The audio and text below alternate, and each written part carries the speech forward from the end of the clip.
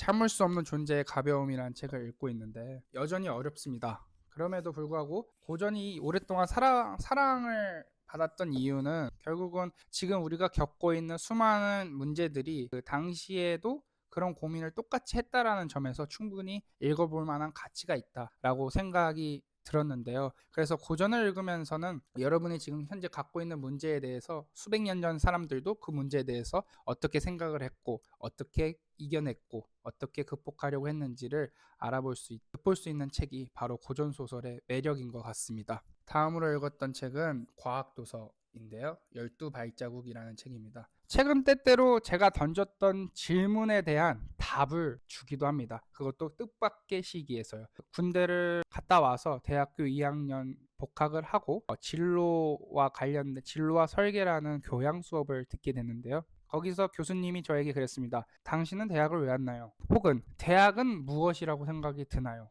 이 질문에 대한 답을 생각하는 게 한 학기 과제였습니다.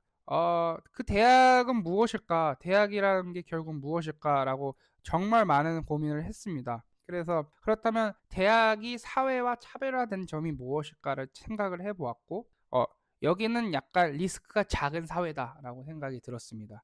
지각을 해도 혹은 잘릴 걱정이 없고 시험을 조금 못 보더라도 혹은 사람과 사람 간의 관계에 있어서 싸우더라도 조금 리스크가 적은 사회라고 저는 결론을 내었던 적이 있는데요. 이 책에서 105페이지에 대학교라는 곳은 뭘 해야 하는 공간일까요? 라는 질문에 내가 진짜 원하는 게 뭔지를 알아내는 곳이다. 그러기 위해선 대학생들은 이것저것 해보고 여기저기 찾아가 봐야 한다. 온갖 분야를 구경하고 경험하고 물어볼 수 있어야 한다. 부족하면 책을 통해 간접 경험도 해보고 인턴도 해보고 선배들을 찾아가 물어보고 랩에 가서 실험도 해보면서 실험실도 어지럽혀야 된다. 이렇게 말이 써져 있는데요. 이처럼 때때로 책은 제가 던졌던 질문에 대한 답을 가져다 주기도 하는 것 같습니다. 혹은 제가 생각했던 답과 비교를 해볼 수도 있는 그런 경험을 주는 것 같습니다. 다음으로 만난 책은 이기적 유전자입니다. 사실 저는 바이오 융합 대학을 졸업을 했습니다. 따라서 저는 생명과학과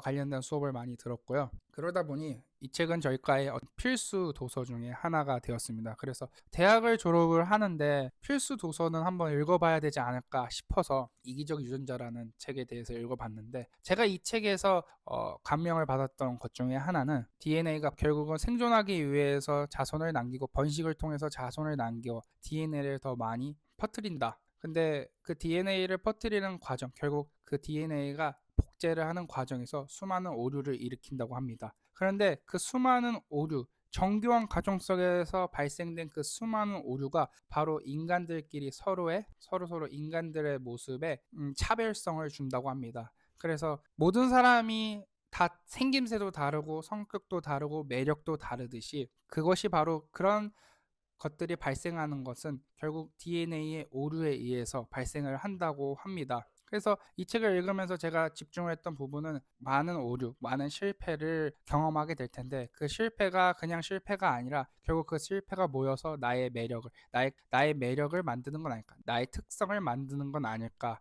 그런 생각을 하게 되었습니다. 좀 한 가지 아쉬운 것도 있습니다. 좀 더 많은 오류가 생겨서 좀 더 잘생겼으면 어땠을까 라고 하는 생각도 드는데 많은 실패를 할 때도 있고 많은 오류를 저지를 때도 있는데 그런 것들이 결국은 나의 매력이 되고 나의 특성이 된다라는 생각은 가장 큰 위안을 주는 것 같기도 합니다. 또 저는 사실 자기계발서를 읽지는 않습니다. 에세이라던가 자기계발서를 잘 읽지는 않습니다. 그럼에도 불구하고 제가 제목이 너무 와닿아서 당신은 결국 무엇이든 해내는 사람이라는 책을 읽었던 경험이 있는데 중요한 것은 느리더라도 목적지를 향해 가고 있다는 것, 멈춰 있지만 않으면 언젠간 반드시 도착할 테니까 이렇게 적혀 있는데 그래서 이 책을 한번 갖고 와봤습니다. 자, 여기는 사실 제가 최근에 읽었던 책입니다. 양기자 작가님의 모순이라는 책이고 인생은 탐구하면서 살아가는 것이 아니라 살아가면서 탐구하는 것이다. 실수는 되풀이된다. 그것이 인생이다.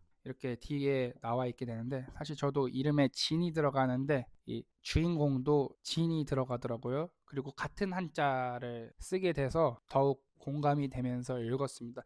물론 여기는 여자 주인공이고 저는 남자이지만 그럼에도 불구하고 결국은 안진진이라는 한 명의 소년이 한 명의 여성이 남편 2명 중에 한 명을 골라가는 여정을 그린 작품인데 공감이 되는 부분도 있고 공감이 되지 않은 부분도 있었습니다. 그래서 저는 아직 결혼에 대해서 어떠한 생각을 확고히 갖고 있지 못해서 크게 와닿진 않았지만 그냥 재미있게 읽었던 책 중에 하나인 것 같습니다. 다음으로 읽었던 책은 소문입니다. 너 그 소문 들어봤어?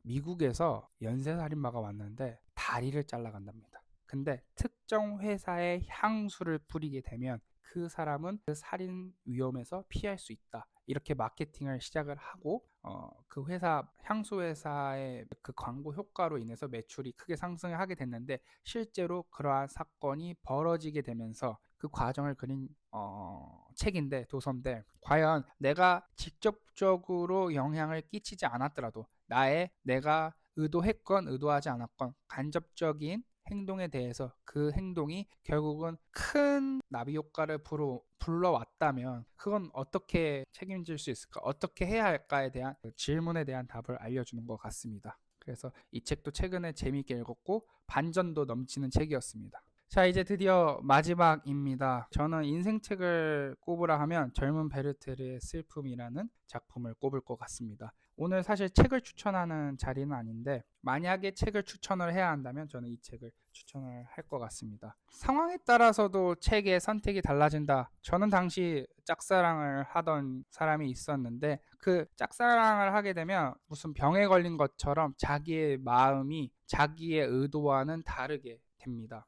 그래서 뭔가 머릿속으로는 이해할 수 없는 자기 지금 감정을 말로 표현할 수 없는 것들이 계속해서 머릿속에 등장을 하게 되는데 그 말로서 표현을 못하는 걸 가장 말로 표현을 잘해 놓은 책인 것 같습니다. 그래서 여러 번 읽은 책 중에 하나고 또 한번 이렇게 추천을 하는 책이기도 합니다. 네, 저는 지금 현재는 그래서 참을 수 없는 존재의 가벼움에 대해서 읽고 있습니다. 이 책을 제가 다 읽게 되면 리뷰를 한번 해보려고 합니다. 그래서 열심히 책을 읽고 있고 이 책을 꼭 소개하는 날이 오기를 소망하겠습니다. 책을 읽다 보니까 나도 나의 책을 한번 써보고 싶다라는 생각이 들었습니다. 그래서 소설을 한번 써보고 싶은데 라는 생각이 들어서 나의 소설 쓰기라는 책을 사서 읽어보면서 제가 100페이지까지 소설을 쓰다가 결국 끝끝내 완성을 못 시켰는데요. 그 이유는 뭐였냐면 소설을 쓰는 데 있어서 주인공이 확실하게 누구인지를 자신도 이해를 못했다는 점입니다.